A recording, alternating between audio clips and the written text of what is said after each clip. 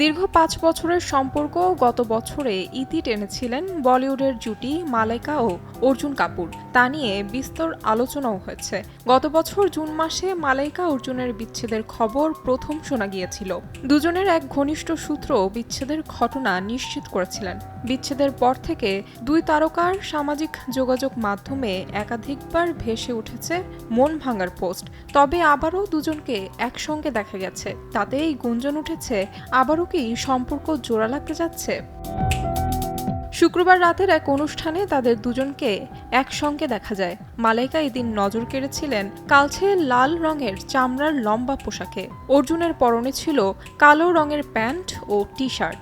দুজনকেই একসঙ্গে অনুষ্ঠানে প্রবেশ করতে ও বেরিয়ে আসতে দেখা গেলেও ক্যামেরাবন্দি করা যায়নি তাদের। তবে এরপর থেকেই শুরু হয়েছে এই তারকা দম্পতির আবারও সম্পর্কে ফেরার গুঞ্জন।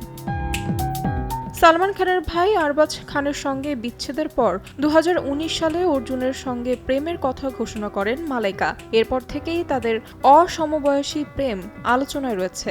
বলিউডের এই অভিনেত্রীর বয়স ৪৮ বছর হলেও অভিনেতা অর্জুন কাপুর এখন ৩৬-এ পা দিয়েছেন।